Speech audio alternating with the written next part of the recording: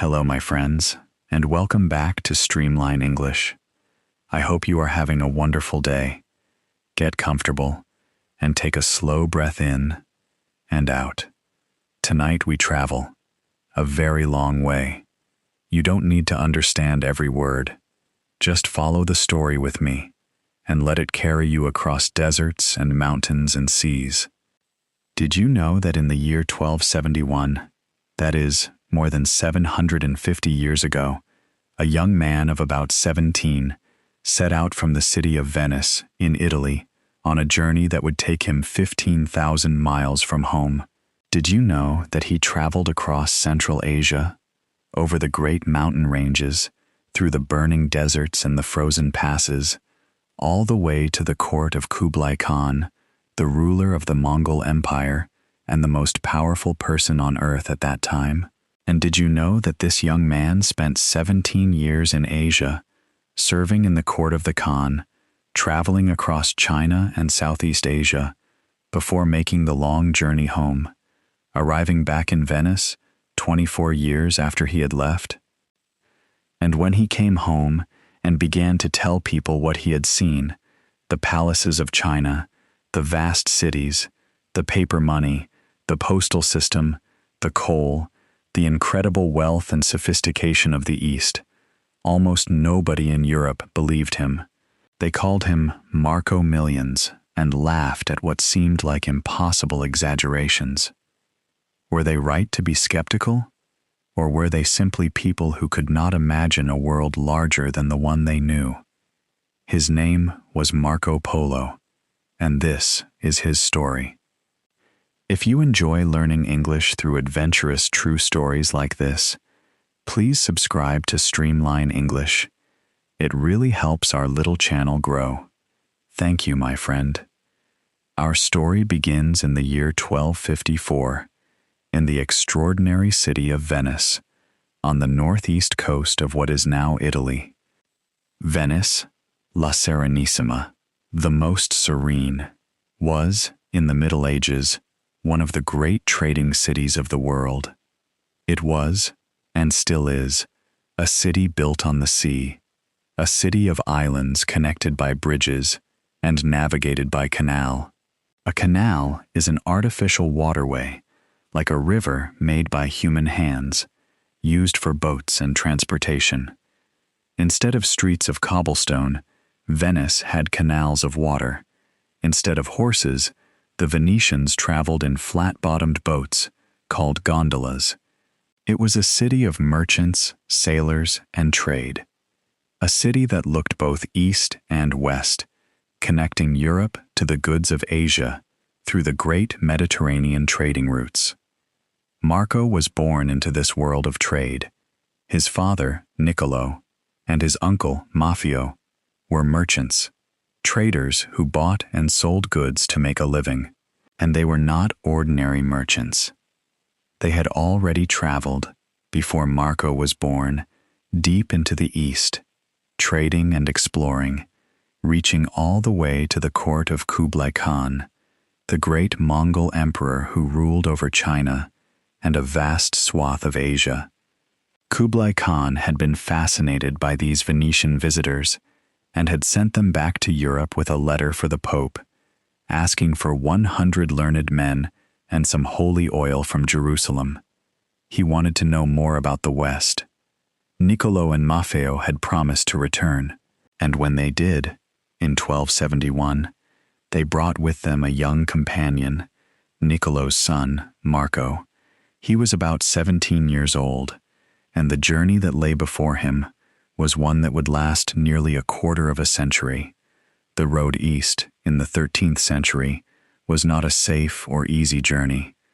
It was the age of the Great Silk Road, the network of trade routes that connected East Asia with the Middle East and Europe, carrying silk, spices, gold, and ideas across vast distances.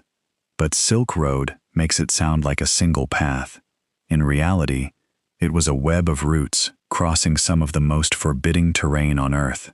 Vast deserts, towering mountains, arid plateaus, and dangerous passes.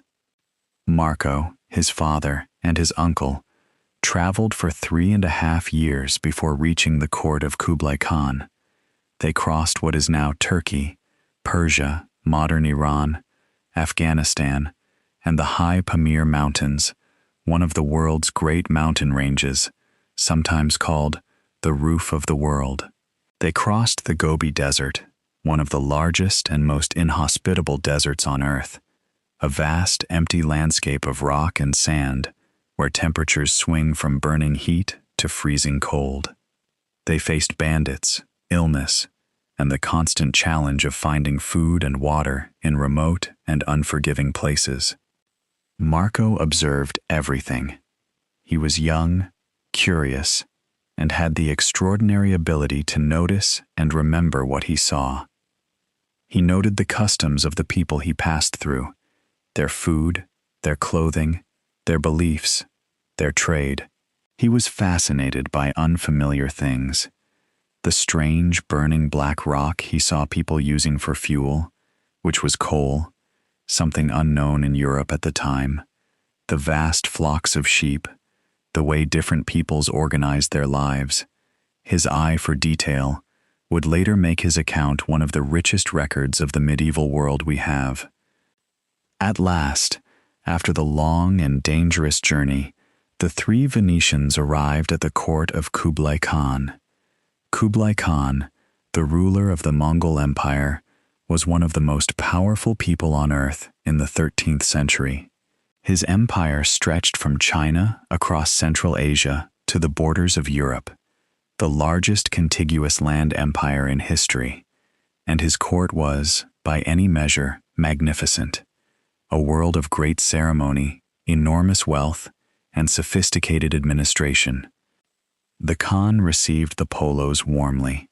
He was genuinely curious about Europe, about Christianity, about the wider world beyond his empire, and of the three visitors, he seems to have been particularly struck by the young Marco.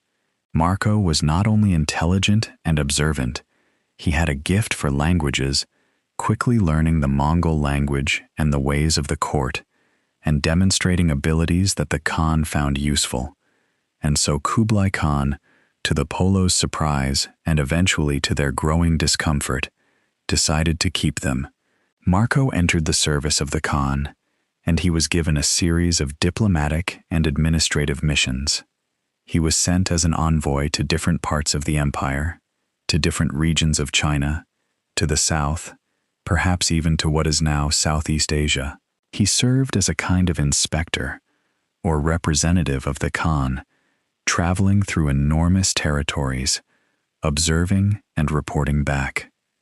These years gave Marco something extraordinarily rare for a medieval European, first-hand experience of the great empire of China, the most sophisticated civilization in the world at that time. He saw the great canal cities of China, nothing like the muddy European cities he had grown up knowing. He saw paper money, currency made from paper, which did not exist in Europe. He saw an early form of postal service. He saw coal, which Europeans had not yet learned to use as fuel. He saw the great luxury and order of Chinese society. He was seeing the future, in a way that most Europeans of his time could not have imagined. Marco's account of China is filled with descriptions that, to his European readers, seemed so fantastic as to be unbelievable. He described Khanbalik, the Khan's great capital city in the location of what is now Beijing, as a city of extraordinary size and organization, with wide, straight streets laid out in a perfect grid, a city of millions of people, with markets full of goods from across the world, and palaces of breathtaking grandeur. He described the Khan's summer palace, a vast complex of marble and gold, with gardens and lakes and 1,000 rooms.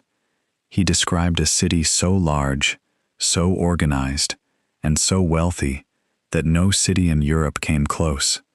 He described the Grand Canal of China, a vast system of waterways that connected different regions of the country, carrying goods and people across enormous distances. He described coal, black stones that burn better than wood, used for heating homes and for industry, in a way that Europeans had not yet adopted. He described paper money, pieces of paper stamped with official seals, used in place of gold or silver, which allowed commerce on a scale that was impossible in Europe's gold-based economy.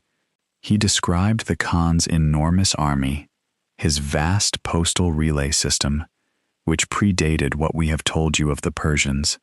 The Khan's system was their equal, the religious diversity of the empire, and the extraordinary varieties of food, cloth, and goods available in Chinese markets. When he described all of this to European audiences, they shook their heads and laughed. And this is where Marco's story takes a poignant turn. The things he described were real.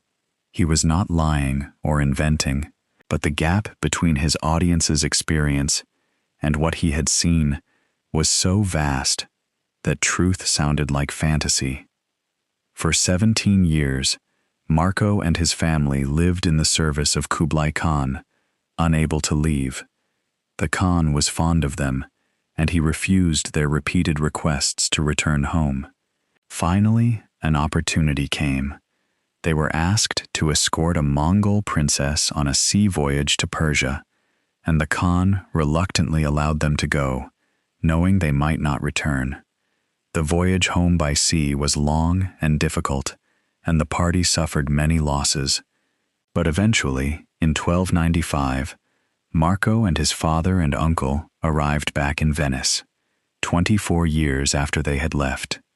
Marco was now a man of around 41 years old. He had left as a teenager. Almost no one in Venice recognized them, and when he began to tell his story, to describe the wonders he had seen, people simply did not believe him. He was called Marco Millions, mockingly, because everything he described seemed impossibly grand. The city of millions, the paper money, the enormous palace, the burning black stones, all of it seemed like the most fantastic exaggeration. But Marco told his story, and when he was later imprisoned during a war between Venice and the nearby city of Genoa, he shared a cell with a writer named Rustichello, and he told this writer the full account of his travels. Rustichello wrote it down, and the result was one of the most influential books in the history of exploration.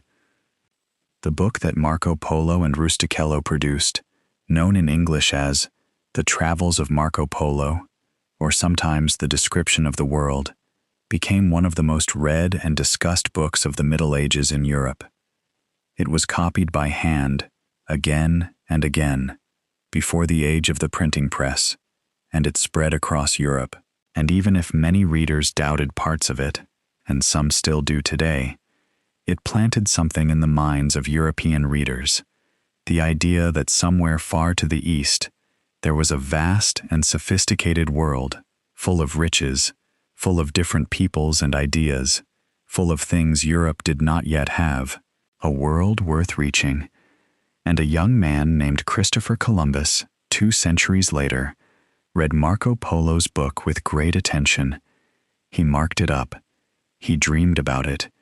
He used it to argue that the East was reachable by sailing west. And of course, when Columbus sailed west looking for the East, looking for the riches Marco Polo had described, he stumbled on something neither he nor Marco Polo had imagined, a whole new world that Europeans had not known existed. Marco Polo did not discover America, but his book helped set in motion the age of exploration that led to its discovery. In that sense, his words, the words of a young Venetian merchant who walked to the other side of the world and came back to tell the tale, echoed through the centuries, shaping the history of the world. When Marco Polo was dying, reportedly, a priest came to him and urged him to recant, to take back the more unbelievable parts of his account, to admit that he had exaggerated, and Marco Polo, it is said, refused. He told them, "I have not told half of what I saw." So tonight, why do I tell you this story?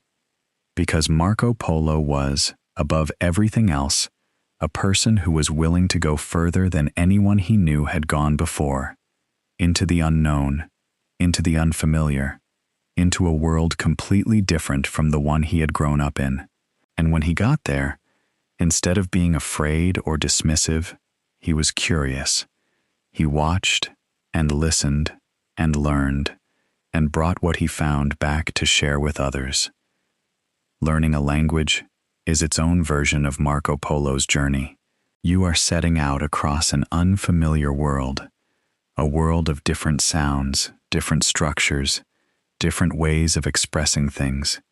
There will be moments when it seems too vast, too foreign, too strange.